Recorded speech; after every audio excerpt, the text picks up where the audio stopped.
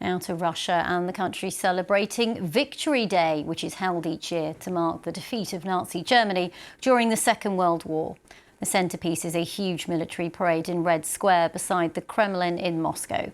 President Vladimir Putin used the occasion to warn that his forces were always ready for combat and that he would not allow anyone to threaten his country.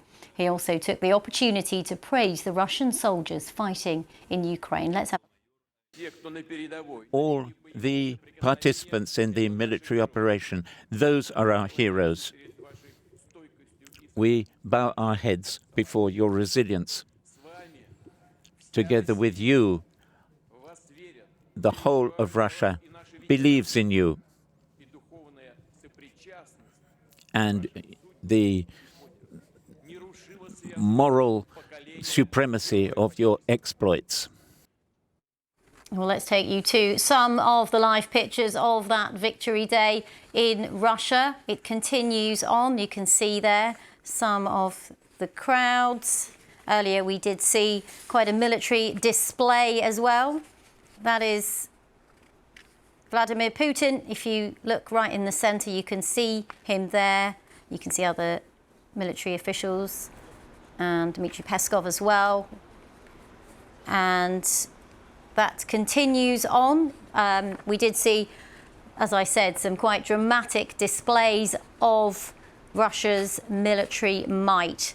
Well, to discuss all of that in a little bit more detail, let's speak to Katarina Zisk, who's a professor of international relations and contemporary history at the Norwegian Institute for Defence Studies. Welcome to the programme. This is something that happens every year.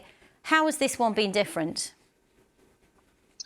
So this year, Putin actually, the circumstances surrounding the victory parade are slightly better for Putin than the last year.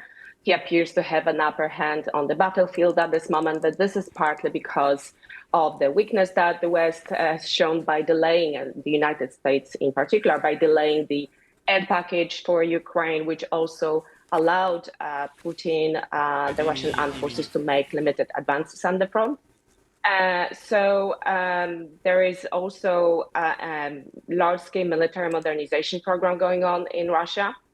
Russia, after this initial shock in the first months of the war, Russia has managed to resume and significantly increase the industrial production and renovation of weapons.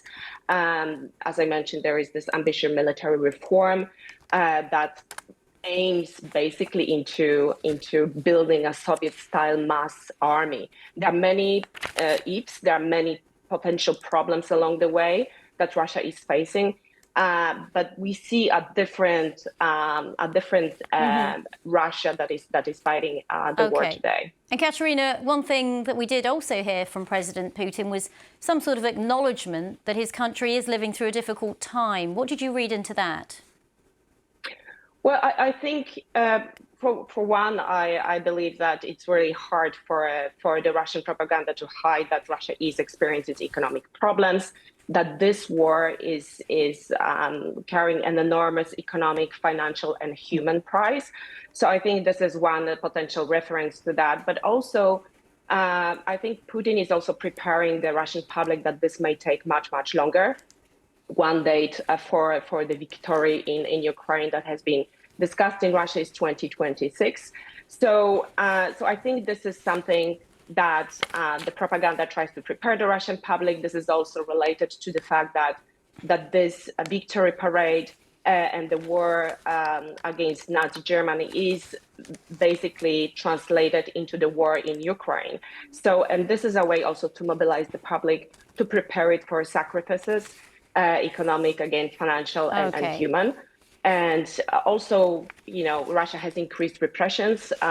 So this is something, this existential war that Russia is fighting. That is how Putin tries to present the war in Ukraine. OK, thank you so much, Katarina Zisk, for taking us through developments in Russia.